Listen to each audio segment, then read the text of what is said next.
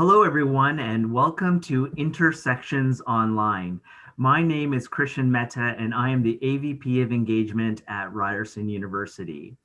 Intersection is one of our signature programs that illuminates timely topics to our alumni and friends. This discussion is a really important one. Before we begin this event, I want to acknowledge the land upon which Ryerson is located. Toronto is in the Dish with One Spoon territory. The Dish with One Spoon is a treaty between the Anishinaabe, Mississaugas, and the Haudenosaunee that bound them to share the territory and protect the land. Subsequent Indigenous nations and peoples, Europeans, and all newcomers have been invited into this treaty in the spirit of peace, friendship, and respect. A couple of things before we begin. This webinar is being recorded, so you'll be able to view it anytime. You'll get an email shortly afterwards with the link. As well, if you have any questions for our panelists, please type them out in the Q&A box, and we will ensure that they are presented to Kareem, who will present them to our esteemed speakers. So here we are. We are exactly 1 month after the most contentious and disputed US presidential elections in history. And many of us are left wondering what the future holds.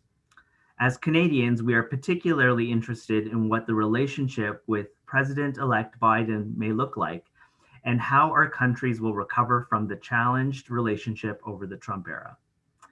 We've put together a panel that can provide expert views on both sides of the border today, and I'd like to start by introducing our moderator for this session. Kareem Bardisi is the co-founder and executive director of the Ryerson Leadership Lab, an action-oriented think tank at Ryerson. Kareem is a public service leader who has worked in progressively senior roles in public policy, politics, journalism, and academia in Toronto and the United States since 2001. Kareem has previously served as Deputy Principal Secretary for the Premier of Ontario, the Honorable Kathleen Wynne, and served as Executive Director of Policy for Premiers Wynne and Dalton McGuinty. He has worked as a journalist, an editorial writer at the Globe and Mail, and as an editorial assistant at Slate magazine. Kareem holds a Master in Public Policy from Harvard's John F. Kennedy School of Government. Kareem, we're so happy that you're part of our Ryerson family, and I turn it over to you to introduce our esteemed panelists and kick off this conversation. Thank you, Christian. Thank you, Jennifer Hicks, Luke Nader, Adrienne Kenmure, and the team at Ryerson Alumni for putting this event together.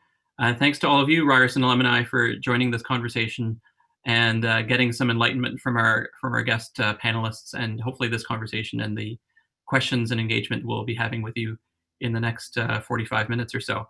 I'm so pleased to have two great minds, great communicators, and people who are really passionate about politics and US politics on this panel with us. So we've got with us Sarada Perry, who is a visiting global fellow with the Ryerson Leadership Lab, our longest serving and most dedicated visiting global fellow, who visited us virtually last in the second week of March. We knew the pandemic was serious when we got the call saying that the planned in-person visit could not happen, and then soon enough, Tom Hanks got COVID-19 and the NBA canceled its season. So for a small group of Canadians, it was really Sarada's virtual visit, which she did with great aplomb, teaching us about US politics and speech writing. That was the first signal of what was to come. Sarada is also, more importantly, the founder of Perry Communications, where she works with corporate, political, and not-for-profit leaders and organizations on speeches, op-eds, and message strategy. She was special assistant to the president and senior speechwriter for President Barack Obama. Prior to joining the White House, she was a principal at West Wing Writers, which is a speechwriting and strategy firm. She's a member of the 2012, 2016, and 2020 Democratic National Convention speechwriting teams. Perhaps we can get a little story about that. She claims to be a recovering policy wonk, although I think you'll find some pretty good answers to your policy questions if she chooses to engage on them. having worked on education and health policy for former Senator Mary Landrieu of that endangered species, the Southern Democrat out of Louisiana. We'll learn more about where Sarah comes from a bit later. Her political writing has appeared in the Washington Post, The Atlantic, The Daily Beast, and New York Magazine, and we'll probably drop some of those articles into the chat. There's just really cutting to the core of the truth so much in her writing. And she is a graduate of Tufts University and the Harvard Kennedy School. And I believe joining us from Silver Spring, Maryland, is that correct, Sarah? Okay. Welcome. And also with us is Mitchell Davidson. Mitchell Davidson also has an affiliation with the Ryerson Leadership Lab that we like to celebrate. He's an expert advisor with the Ryerson Leadership Lab. Just regaled our students with some pretty trenchant comments on post-secondary education, post-secondary reform in a recent class with us, and has like Sarah, led workshops through our Lab Days platform. Again, more importantly, he's the executive director of the Strategy Corps Institute for Public Policy and Economy, which is a new venture designed to contribute to thought leadership on important public policy issues in Ontario and Canada, coming out of Strategy Corps. He brings a unique cross-section of public policy experience and political expertise from his nearly 6 years at Queen's Park, culminating in a record trajectory of career ascension as in such a short period of time as Executive Director of Policy to the Premier of Ontario, then Premier Ford. He served as the government's lead policy architect, responsibility for the 2019 budget, 2018 Fall Economic Statement, policy lead and co-author for the two most recent Ontario PC party platforms, which were generated, I believe, within months of each other, the Plan for the People and the People's Guarantee. That's what leadership conventions get you. And that's the role of loyal political staff, which again, both Mitchell and Sarah are in different ways.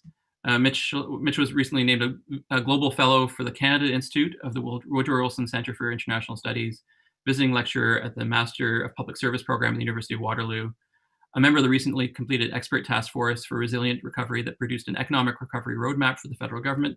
He's got a special interest in climate change, workforce development issues. Perhaps most importantly, he's an alumni of the prestigious Ontario Legislature internship program, and coming to us from Oro Medonte, is that correct? Yep, that's right. Okay, coming to us from Oro Medonte, Ontario. So we've got Toronto, as Christian mentioned, Oro Medonte, Ontario, and Silver Spring, Maryland. Two places that think they're the center of the world, and then perhaps one place where the people who are think or have to remind us what the center perhaps truly is. A good reminder for Democrats and Republicans alike. As we talk about this election and this set of episodes that really it's almost an alternative reality in the sense that Christian referred to it as the most contested election. We're speaking right now on Thursday, December the 3rd at around 1 p.m. Eastern time. And I'm sure since we last checked Twitter or since the newspapers arrived, that there's been some weird fresh hell coming out of, in particular, the White House as the incoming administration tries to project some normalcy. And so perhaps I want to start with a question that gets us into the conversation to learn a bit about you and your connection to these issues and our connections to this conversation and why it matters for you. So maybe starting with Sarah, to just give us a sense of what got you into political life, U.S. politics in particular, and do you want to tell us a bit about how someone becomes a speechwriter to the president? I have no idea.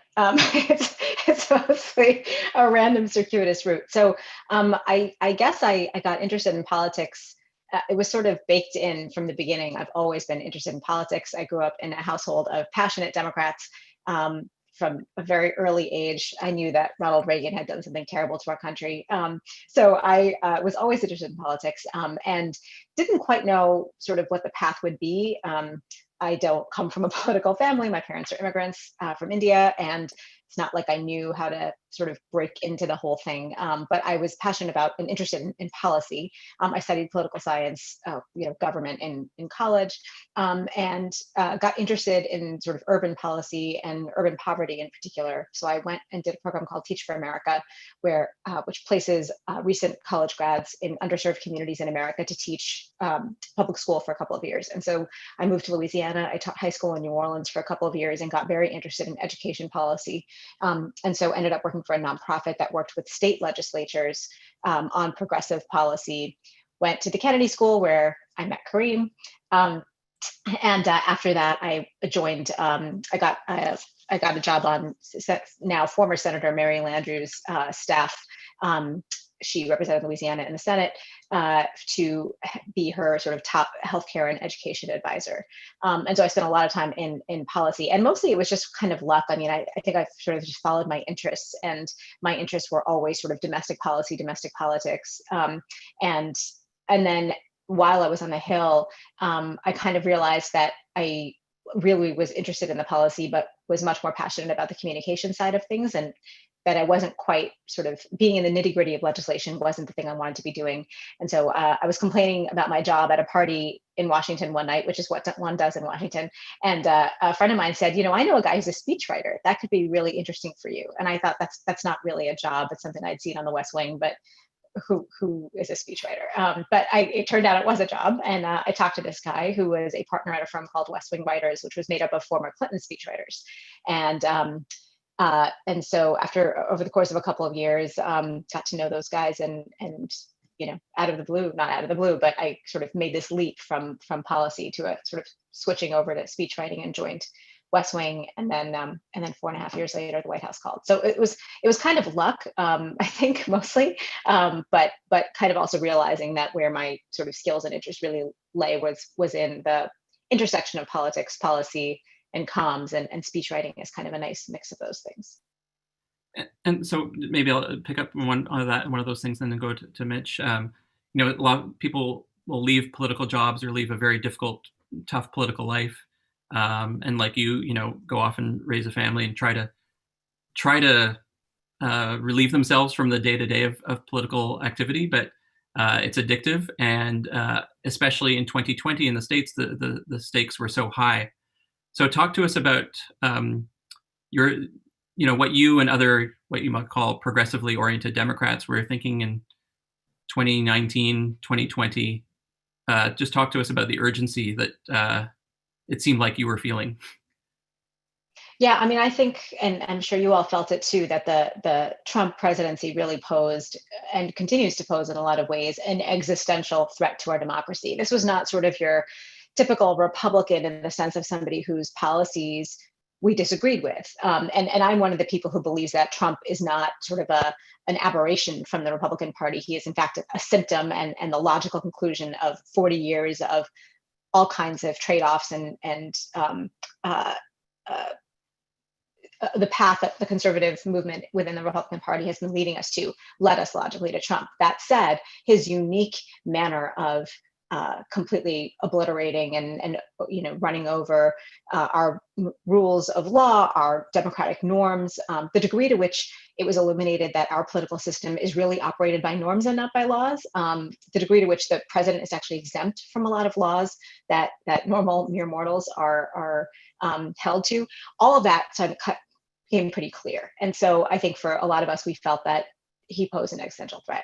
And so, I mean, I can't speak for everybody, but I think there were a couple of things that certainly I was thinking. One, I was going to support whoever won the Democratic nomination. And we had a robust field of really sort of a wide variety of extraordinary talent. I think any one of them would have been an excellent president. So I personally, as somebody who had been an Obama official and, in Democratic politics for a long time, just decided that I was going to support whoever won. Number one. Number two, I think over the past 4 years, what you've seen in America is a huge, just an unbelievable surge of activism. And that activism was both sort of what you saw on the streets, just the day after Trump's inauguration, the Women's March, that was a global phenomenon, became sort of the largest demonstration in history.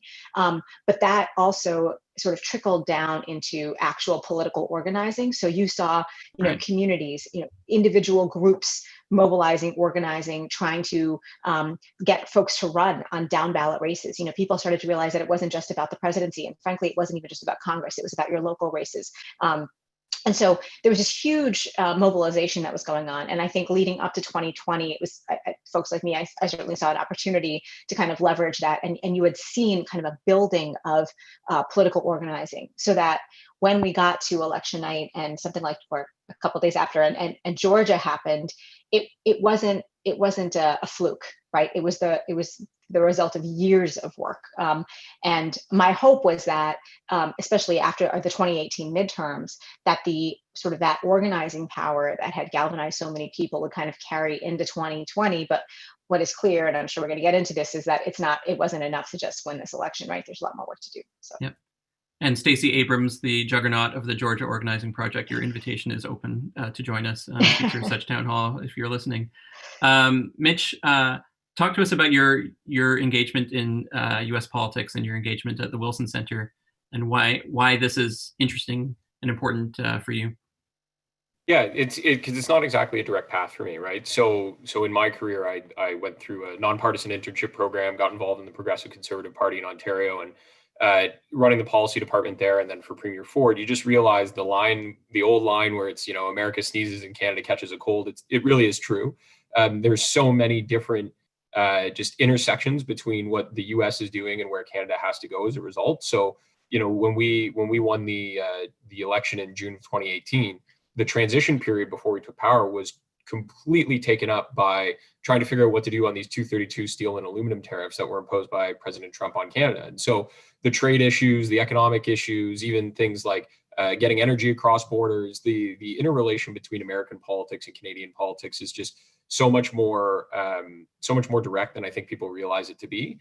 And so that led to a real natural interest for me to take the interest in American politics a bit further, and the Wilson Center opportunity came up, which has been great as an opportunity to kind of share some learnings on things that we're doing up here that could be helpful, and also to broaden expertise about what's going on in the United States, be it elections or policy, which I'm sure we'll get into both here.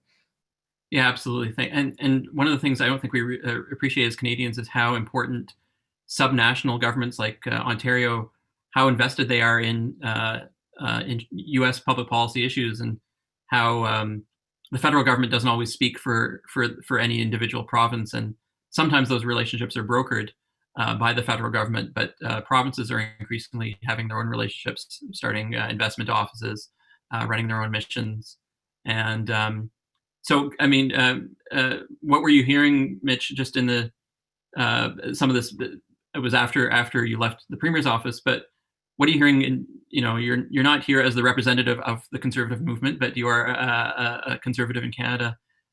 Talk to us about what Conservatives and the kinds of Conservatives that you would have ordinarily be talking to in the States. What were they saying, either with or without attribution to you, about what was happening to the Republican Party, what was happening under President Trump, and whether it was a symptom or whether Trump was a symptom or a cause? Yeah, I mean, I think there's, if we're talking sort of Chatham House a little bit, there's this understanding that things weren't going in the right direction, right? But and I don't think we need to necessarily spend a lot of time trying to convince people that was the case. But what was most interesting, I found, from the conversations that I had with American observers or politicos, was about what the Trump administration had sort of exposed in the United States, and the sort of the strings that it pulled on. And I'd be really interested in hearing from my fellow panelists here about the comm side of it, because despite the common times where he put himself in what we like to call north of the border legislative jail, which is where you break the rules but there's no real consequences. Despite doing that on a number of occasions, he also had a sort of rhetoric and ability to talk to common people And that way to sort of resonate is, I think, a lesson that we've taken here. If you look at something like Aaron O'Toole, who's the new Conservative leader, when he was running for the leadership, there are a lot of similar type of messages. I don't want to make a comparison between the two leaders. That's not my objective, but just that kind of straight talk and direct, this is what I'm here to do. And pushing a bit on nationalism, pushing a bit on some of those, pride type of aspects is an interesting thing that you hadn't necessarily seen as direct and as sort of common language from a person in that type of office. And so I think there's a lot of lessons that we should take away from the Trump administration on the negative side of what not to do. But interestingly, there's probably a few on the comm side and on the how to connect with people and how to resonate, how to get your message in, that are interesting. And it'll be, whether that is a long-term consequence or just more of a fad of who he was and the dynamic he brought to the office, it'll be very interesting to see. But that's one thing that kind of came out as maybe a positive in it, because I think a lot of Republicans were, from my conversations with them, just happy to see the term come to an end, but not wanting to see the party take a fatal blow at the same time. So a bit of a balancing act, and seeing that the Senate may have stayed Republican while the presidency and the House are Democratic, right, seems to potentially be a nice place to sort of land. But right, yeah, that would be the thoughts that I had. And like Canada, maybe giving the voters a bit of credit for being able to hedge or to try to choose. Sometimes it's said of Canadians that they intentionally, at least in Ontario, choose divided government at the provincial and federal levels, and perhaps we saw a bit of that on the margins anyway, intentionally in the U.S., at least in some states. And it's like you, I observe I think Conservatives in Canada are getting better at saying who they're for and who you're for, whether it's actually shown by anything else underneath or not, is a really important thing that I think voters are looking at. And there's some interesting political lessons here in how the Republicans, maybe for reasons around the electoral system, don't have to have a broad coalition, so they can be very specific about who they claim to be for, and excite that group by also saying who they're against. You raise a really important question around political strategy and tactics and communication styles. Sarah, I know in Democratic circles generally there was a big debate, including, I'm guessing, in the Biden-Harris room, around whether to take the bait on some of Trump's more outrageous provocations, whether to try to compete on some of those platforms, or whether to have a competing hopeful message. It seemed to me that the comm strategy of the campaign was to focus on the fighting the pandemic, and it seemed like there was a real alignment between preferences around fighting the pandemic and supporting Democrats. But there were other things going on too, and there were other pressures, I think, for Democrats to arm up and be provocative in the same way that President Trump was. So what are Democrats saying? I mean, what were they saying during the campaign about what kind of communications approach that was needed given the way Trump communicates? Well, I think that what's interesting about Biden specifically is that he never deviated. So even during the primary, he was kind of singing from the same songbook even back then, and he just never wavered. And his team made the winning bet on that. The lesson from 2016 is, and really the past 4 years, is that there is sort of no point in harping on how terrible Trump is, right? So if you're the Democratic Party, you can go on and on about all of his failings, and they typically don't actually do anything except get him more press coverage, frankly. And the only area where you see a little bit of movement on that in the polls is if you focus on sort of his personal corruption, lining his pockets, picking our pockets, picking the taxpayers' pockets to line his own. And on the economy, the message that it was the only issue that Trump sort of pulled a little bit ahead of Biden on was his handling of the economy. Ironic, of course, since his complete botching of the pandemic is the reason we are in the worst economic crisis in recent memory. But no matter, that's where folks were. And the way that you could counter against that was by, if you asked folks whether they thought that when you reframe the question and you said, which candidate is better for working families and cares about people like you, they would choose Biden. Which candidate cares more about helping the rich and big corporations, and they would choose Trump. So that was sort of a sliver of an area where the Biden campaign was able to move. But you're right, Kareem. I mean, from the beginning, the focus was just on putting forward an affirmative message. Here's how we're going to beat the pandemic. Here's how we're going to build the economy back better. Here are long-term pieces of legislation and policy objectives we have. And they just stayed on that the entire time. And they didn't really let themselves get sidetracked. And obviously that was effective. And sort of down ballot, you see a range of, it's a whole different world down ballot, because every district has its own considerations. And so what works in AOC's district in the Bronx is not necessarily going to work in Abigail Spanberger's district in rural Virginia. But overall, I think the lesson from 2016 broadly learned was that Democrats have to have an affirmative message and not just be the anti-Trump party. And I just want to respond to something that we talked about, that Mitchell just sort of touched on earlier, which is, what President Trump's communication style is geared towards a specific group of people. And Kareem, as you said, that group of people has an outsized advantage electorally, and so he doesn't have to broaden his appeal. So yes, he is speaking sort of, his lies are sort of a kind of truth to people. It comes with a sort of he is being authentically himself. He is authentically a liar, but he is authentically himself. And there is something appealing about that. There is something really powerful from a communications perspective about that. However, it has its limitations because it only works with a small group of people. And because the Democrats are such a bigger tent party, and because, you saw the Republicans fall just completely in line with him. I mean, this is a person who is not accepting the results of our democratic election, and the party is behind him on it, right? I mean, it is an unprecedented abdication of democratic responsibility, but they're all behind him on it. That would never happen in the Democratic Party. We are just too big a tent. There are too many people with too many varied views that particular style of sort of speaking only to one group about their particular concerns, and especially with that kind of ethno-nationalist bent that Trump has, it's just, I just don't think it flies. I do think what flies is the way Biden speaks, which again is authentically himself, and in a previous era was seen as very kind of gaffe-ridden, right? Just because he wasn't as smooth and polished. But today, that there's actually, again, something appealing about that, right? That he is sort of all heart, on his sleeve. He's just a puddle of empathy, and that really worked for him, I think, this time on his third presidential run. It worked. Thank you, Sarah. To really great insights. We're here with the Ryerson alumni, and also part of the Intended Consequences podcast, being run out of the Strategy Corp Institute by Mitchell Davidson, with Mitchell Davidson and Sarah Perry of Perry Communications, former senior speechwriter to President Barack Obama, and both of them associated with the Ryerson Leadership Lab, where I, Kareem Bardisi, I'm the executive director. Just wanted to catch you up for those who have joined us a bit late or joining by audio.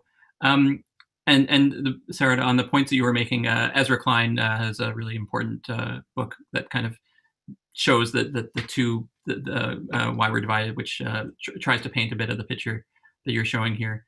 And one of the things that you're talking about, and I'd like to hear from both of you on this, and then we'll get to the Q&A, which is starting to fill up, which is wonderful.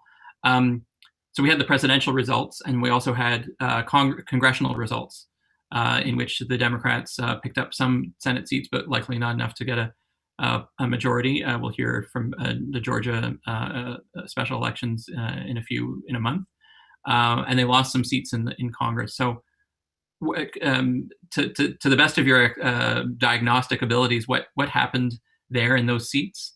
Again, I know there's a debate in the Democratic Party about whether some of the woke progressivism of some Democrats that are in the limelight might have threatened the more moderate Democrats. So what happened in those elections? And maybe more generally for our audience, why does Congress matter for bilateral relationships? Why should Canadians know that this happened in Congress and not just that Biden won the presidency? Mitch, do you want to go first on this? Sure. I mean, I'd say a couple of things. So the first is there's a really unique dynamic here with Biden sort of openly musing that he's going to be a one-term president, and the need to have the House and the Senate involved in some capacity while you're doing that. So I do think there's like even an added importance to having the House of Representatives on your side to be able to move your agenda through. And so securing the House was really critical, and this whole Senate shakedown of where we're going to see it lay out is going to be a roadblock, but possibly one that creates more moderate decision making from the view of Republicans. But one thing that I looked at from the congressional results, and you got to forgive me because being a Canadian, I don't know the on the ground realities as much, but there was something like 16 individual districts that flipped from Democrat to Republican, and only I think 4 that went the other way. And if you look at them, they happen to tend to be, from just an eyeball perspective, much more rural, suburban, outside of the large city cores. And to me, like obviously the entire presidential map can be looked at that way with the Electoral College, but on a congressional race basis, it can be looked at that way as well. And that's a really powerful and perhaps troubling underlying trend, this differentiation between urban and rural voters. And I think a lot of the issues that people were talking about happen to fall down that cleavage. If you look at how the pandemic is impacting people, if you live in rural parts, you probably live in a detached home, you probably have your own means of transportation, you don't ride the city bus, you don't live in an apartment where you go through multiple other people on a daily basis. So the virus has a tougher time getting to you, all things considered. If you talk about climate change policy, a lot of this stuff is going after companies that make things, which happen to be located in rural places or outside of major cities, and it's favoring people who might bike to work or those types of things who happen to reside in urban places. So I think it's a real cleavage that you're starting to see, and as close as the race was in some of those Rust Belt states like Ohio and all that, it's something that I think the Democratic Party and specifically President Biden are really going to have to keep an eye on and walk gently on. Perhaps the best way to describe it for Canadian viewers of this is, and I wish I remember who tweeted it because I don't, but they describe Pennsylvania. You got to remember that Pennsylvania is Pittsburgh and Philadelphia with Alabama in between. And I think that's it's like a really good analogy for us as the frame of mind of how to think about some of these communities and the way that they lean. So that for me was a really interesting takeaway from the congressional results. Yeah, I agree with, I think Mitchell hit on sort of the key divide in America, which is urban and rural, and it's been building and building for years. And candidly, it's something that I think I certainly saw when I, in the times that I've have the pleasure of coming up to Ryerson over the past few years. It's something we've talked about in Canada too, right? It's a similar dynamic that you see really all over the world, and it's acute here, and it's complicated by the fact that the way in particular, Republicans in power have drawn the districts has sort of boxed in smaller urban Democratic centers in traditionally red-leaning states, so that a state like a Georgia only has, say, one blue district as a congressional seat, and then many, many more Republican seats. Even if you drew it sort of more fairly, you would have several more districts that would be more competitive. So to Mitchell's point, some of the seats that Democrats lost were in sort of red-leaning districts as it was. They were a couple seats that we won in 2018 on the sort of this wave, and that have been just competitive and will continue to be so. And I think these rural areas are going to be a huge problem going forward for Democrats, are going to remain a problem. I think what happened in the election, I think it's going to take a while to sort of parse through the numbers, and I am not one to sort of prognosticate or tell you guys exactly what happened just a month ago. But what's interesting is that Biden obviously won something like 80 million votes, won the popular vote by at least 7 million. Pretty comfortable win in the Electoral College, even if you see the specific vote spreads in swing states were tight. It was still overall a robust victory. In states like Michigan, he won by 3 times as many votes as Trump won in 2016. So it was a fairly meaningful victory, and yet Democrats lost, as Mitchell pointed out, a significant number of House seats and shrank our majority. And it, frankly, it could be in danger in 2022. There were key Senate races that people were putting a lot of pressure on to potentially win and take back the Senate. Susan Collins in Maine, those Georgia seats, Tom Tillis in North Carolina was in danger of losing his seat, and we basically got routed on all of them. We didn't win any of those key races that we really needed to win. And frankly, they were always sort of pipe dreams. I think the polling was a little bit confusing and made people feel like, yeah, we're going to win in North Carolina, when ultimately it was closer than it was probably never. South Carolina is actually even a better example of that. People really thought we might take out Lindsey Graham, but ultimately the race wasn't even close. And we can talk about the polling problems there. But all this is to say, I think, the story is complicated, sort of how Biden was able to do so well, and we lost these down ballot seats. The urban-rural divide is a huge issue. I think there was a really remarkable, our turnout was high, but the Trump base turnout was also pretty exceptional. And that kind of helped lift those Republicans down ballot. And at the same time, you have Republican-leaning swing voters who maybe in 2018 voted for the Democratic candidate as a way of registering their frustration at President Trump. But this time they felt comfortable voting for their Republican congressional candidate because that same level of anger against Trump could be sort of actually, they could just vote for Biden this time. And so that's one piece of analysis. That's a possibility. I would say Republicans also did some really smart recruiting. And I think this is something to watch going forward. Republicans have a women problem. It's a pretty bad women problem. It doesn't help that they are a party led by a misogynist, but here we are. And they recruited down ballot a bunch of Republican women, and I think something like 12 of them won. And so they're starting to make some smart decisions on that front. And I think that Democrats really have to watch out and sort of do a better job of exploiting those people and explaining to the American people that those are just this sort of same old Trumpy candidates, but just packaged as women. Yeah, and doing political theater using that same form of jujitsu with the Amy Coney Barrett nomination. Some great questions in the chat. I'm going to get to the anonymous attendee first, but one more question of Sarada, because I can't help but we're going to look ahead with these questions. But I did want to ask Sarada about the importance of Kamala Harris's nomination and her now going to be vice president. She's vice president elect. Can you just talk to us as, I guess, what are in the States called to the Indian American community? Kamala's mother was born in India, and they grew up together, and she grew up in Montreal for her teenage years. Can you just talk to us a bit about what people are saying in the Indian American community, what this means? We've heard a lot about the importance of also her being the first Black woman person in the White House in that position.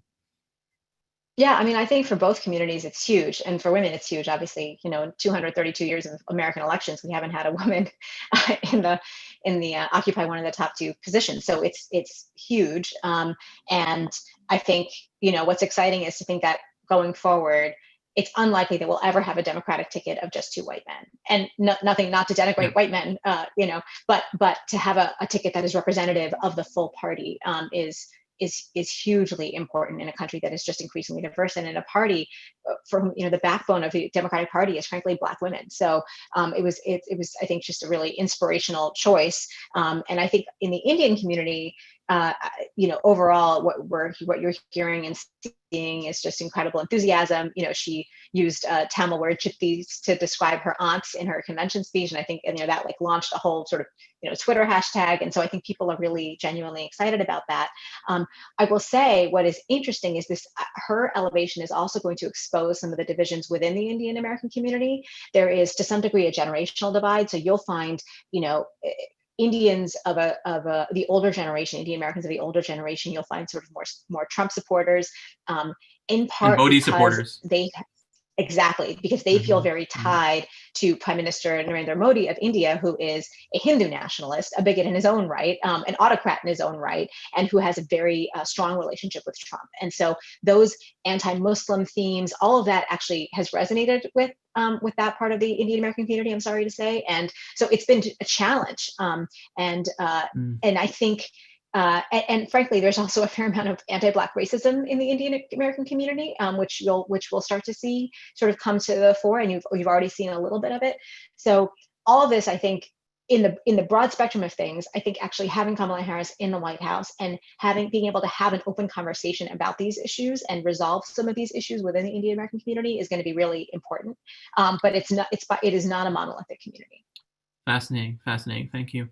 A few questions here from the group. A pair of questions from perhaps the same anonymous attendee. What do you think about the concession? Will Trump? We want to get the Trump questions out of the way because his ability to occupy our minds is peerless. But what will he do or need to do to escape from all the legal trouble he's in, and will he concede willingly? I mean, I wish I knew the answer to the question, because it would make for a lot easier figuring out the news these days. But I think as we get closer to the date, then the date actually turns. Like, how do you keep that fight going?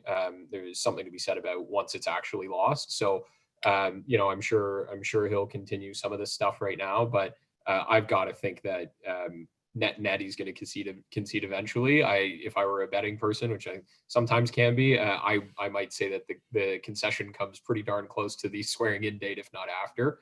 But I don't think you're going to see any public concession in the ways of like a big congratulations or speech or that sort of thing. But maybe a concession in which they grab some of their boxes and take a walk. So there'll be some form of it, but I don't expect it to be spectacular in any way.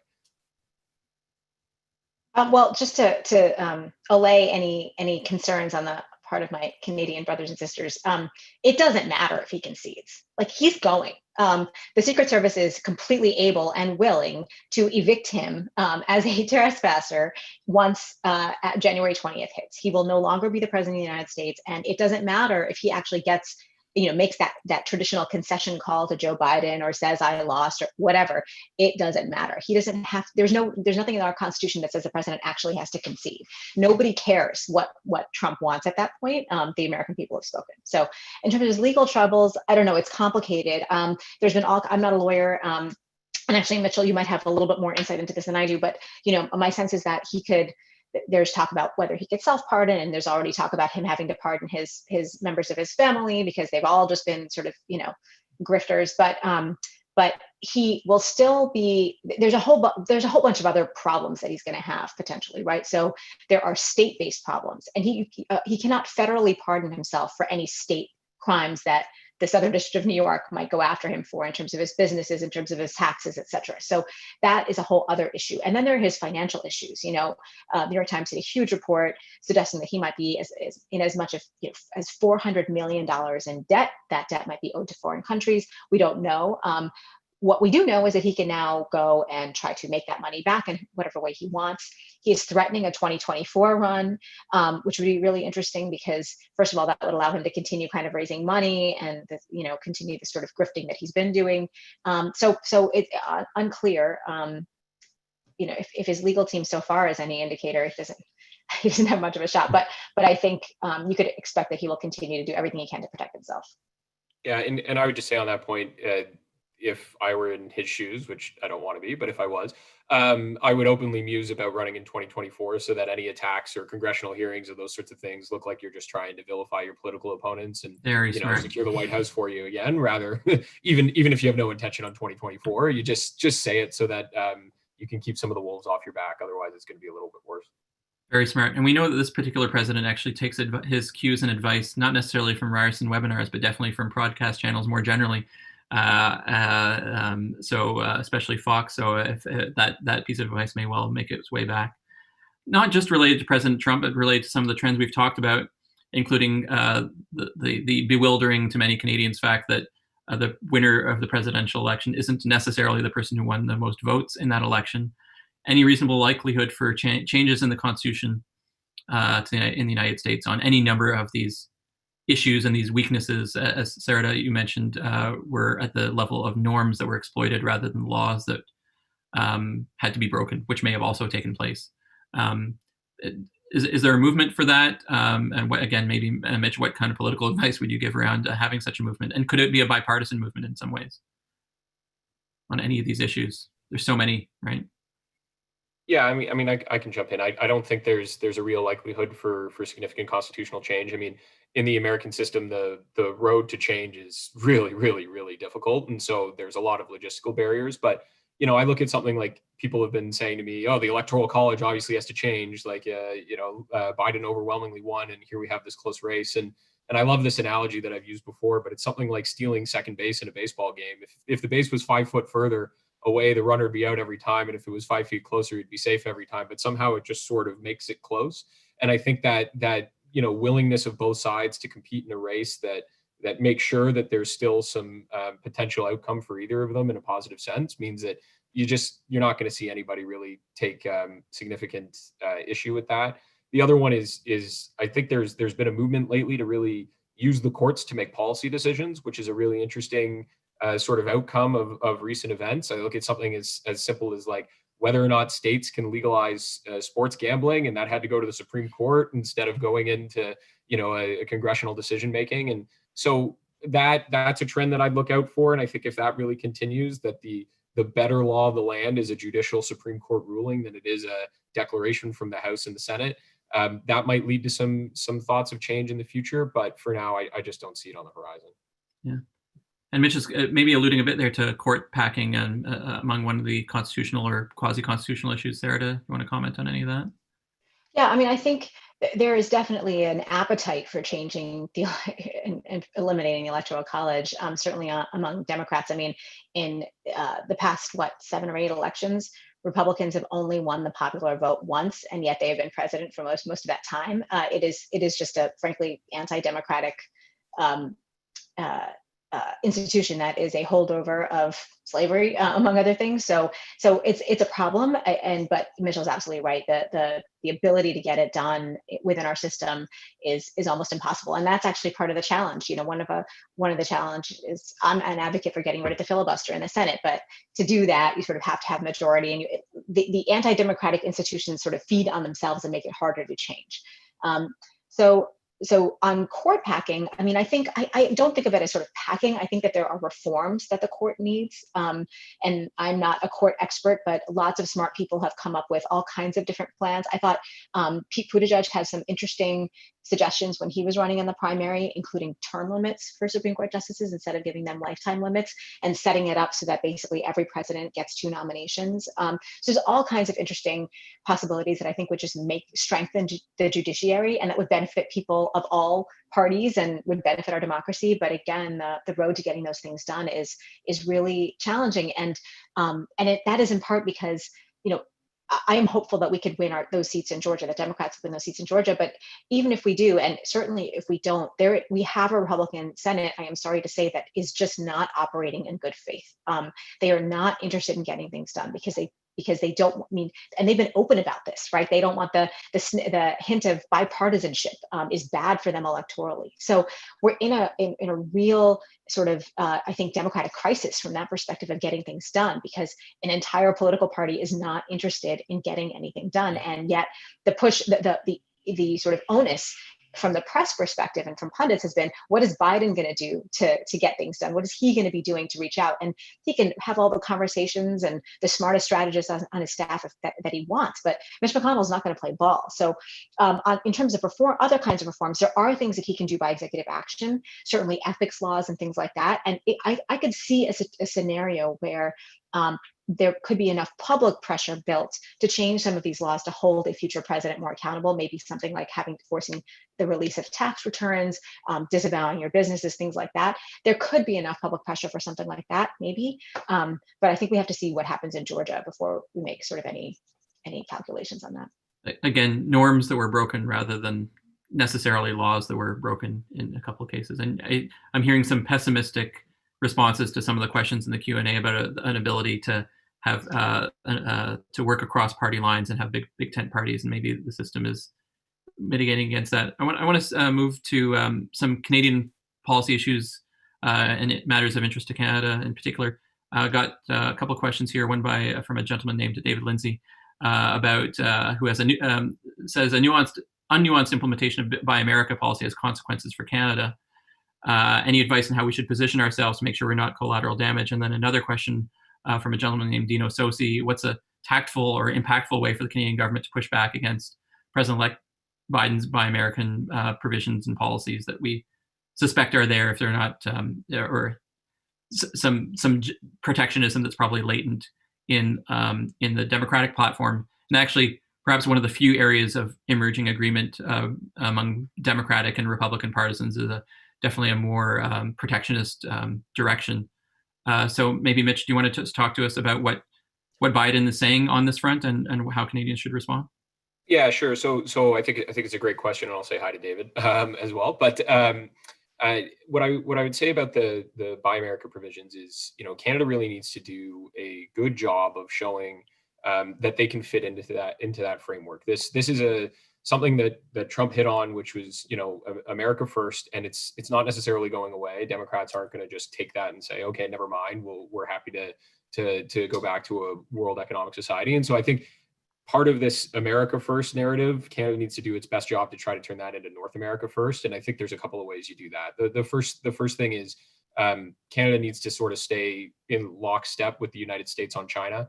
To me, a lot of this American nationalism, America, we're going to make things here, we're going to get our own economy and look after ourselves, is partly a rejection of China. And Canada's in a bit of an odd spot when it comes to that. We have our own sort of bilateral issues with China right now. We have 5G issues. We have all sorts of different things. But we need to make sure that we're really close with the United States on where that puck is going, because if we're at a step with them on that issue, I think it creates some really significant problems.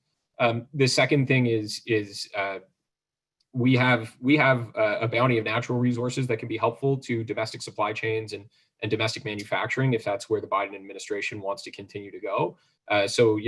Trump had started this whole push towards rare earth metals and precious minerals. A lot of them happen to be in Canada. So let's talk about how we can help each other with that. And the third point that I would make on this one is, with this sort of move towards the future of work and a bit more working from home and automation and all that kind of stuff, this ability to live in Canada but work in the US and vice versa is going to be really common and much more common than it ever was before. So wherever we can get our tentacles in and kind of intertwine our economies, the easier it is to make a case that helping America and helping Canada is one and the same. And I think that's really what you got to be able to push for, and you got to move towards. So that would be my sort of advice from a Canadian perspective, is that the China, the future of work, and the natural resources, to try to think about how all of those could interplay to make sure that you're lock in step with American economic interests. And that's a great potential Wilson Center future paper, incidentally, seriously, on what, how we can enable more cross-border employment, so that the Ryerson Leadership Lab can hire Sarita as much as she's willing to work with us.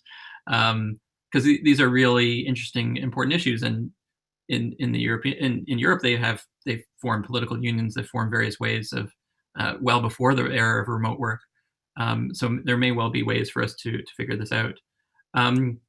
A question from Laura Grefland, I hope I'm pronouncing that correctly, on climate. So how will Biden's plan on climate change and environmental justice affect Canada? And maybe, again, just remind us, maybe Sarita, just what the broad strokes of what Biden is saying on climate, and where that might be going. Yeah, and I'll be really interested to hear Mitchell's take on this. I mean, I think one of the most refreshing parts about the fact that Biden won this election is that I think once again you will have a party that believes that climate change is caused by man-made reasons and is a real threat to our planet and all of our lives, is back in office. And so he has said that on day one he will do what needs to be done to re-enter the Paris Climate Accords, which he helped negotiate with President Biden and with President Obama, and then obviously Trump left. I think they're going to roll back or put back in and put an end to some of the rollbacks on EPA regulations that President Trump attempted to roll back. He tried to roll back President Obama's entire clean energy initiative, and so I think some of that will change. And I also think that this will be climate is something that I think that the United States looks to Canada on, and Canada has some real lessons to offer. And so this is again an opportunity for partnership, and I suspect that this will be an area where both countries will start working together again. But I'll be curious to hear what Mitchell thinks about that.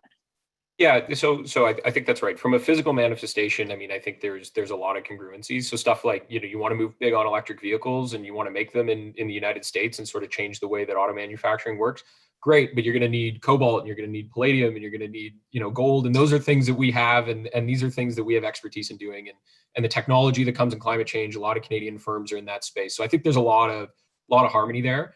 The one thing that I would point out specifically that might be, I would really advise if I had the power, but I would really advise the Biden administration to look north of the border is the lesson on how to communicate climate change and environmental policy, and specifically working with that lower level of government, that state level of government, to make sure that you are working with them in a way where they feel consulted and on board. Like at the end of Biden's got a massive environmental platform, right? Trillions of dollars of investment. And at the end of it, there was a bit of a throwaway paragraph where it was like, and those communities built on coal and other things, we're going to make sure that you're, experiencing prosperity and along for the ride. It's not quite enough. I think that communication is really important, and making sure that you're looking out for the people who don't know any different, who are going to really have their way of life affected, maybe live in rural areas and have to drive further, because if they're not accommodated for in the communications and in the policy initiatives, they will really push back against it. And we've seen that in Ontario, we've seen that in Alberta, we've seen that in other provinces. And I just think there's a lot of lessons to be learned on the Canadian experience as the Americans try to do something similar. Kareem, can I just add something? Yeah.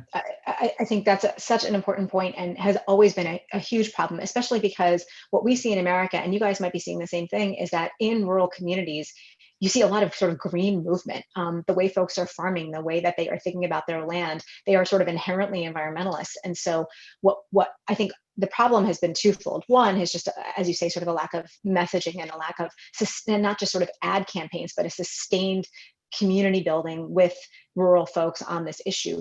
But two has been, to the degree that it has existed, there has been so much pushback, so that message intended is not message received. Like, we can criticize messaging all we want, but when folks are receiving their news from completely different outlets, and when the Koch brothers and all these giant right-wing anti-climate forces are pouring money into information campaigns and spending money on persuading people otherwise, it is just, you're up against such a hard situation. And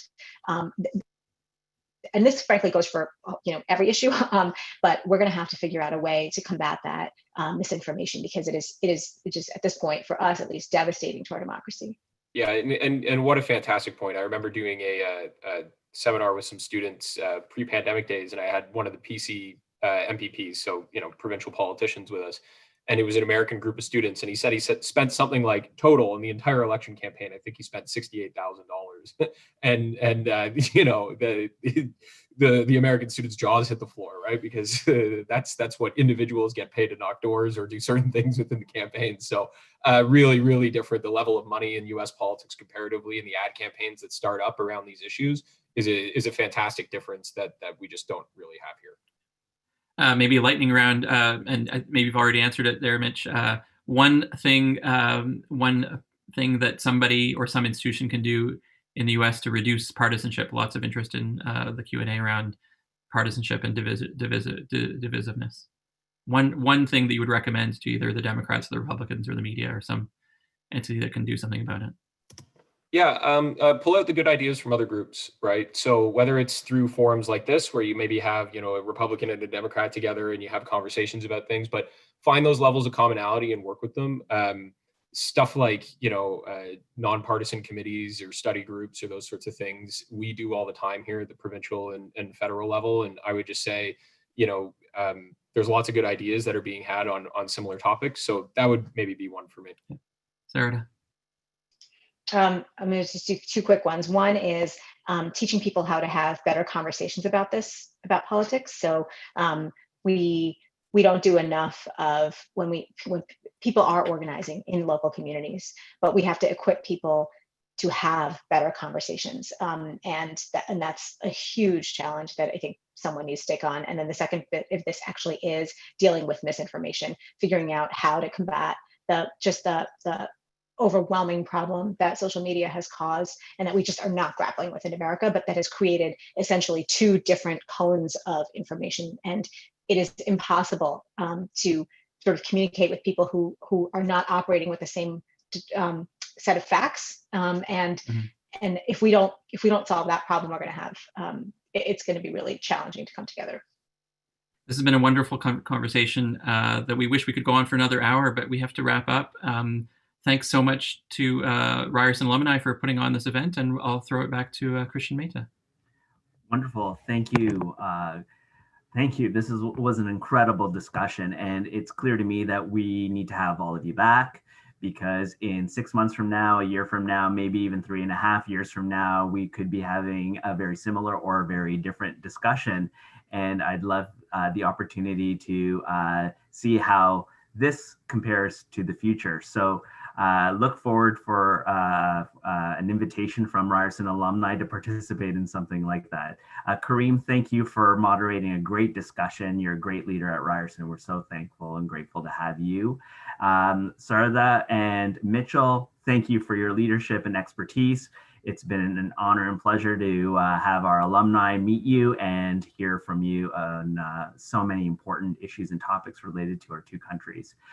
For all of you who've tuned in, thank you for making the time. There's a lot more to come in the new year. Stay tuned for exciting events just like this one in your inbox. We look forward to your participation and engagement in those things too. Have a great afternoon, everyone, and we'll be in touch. Bye for now.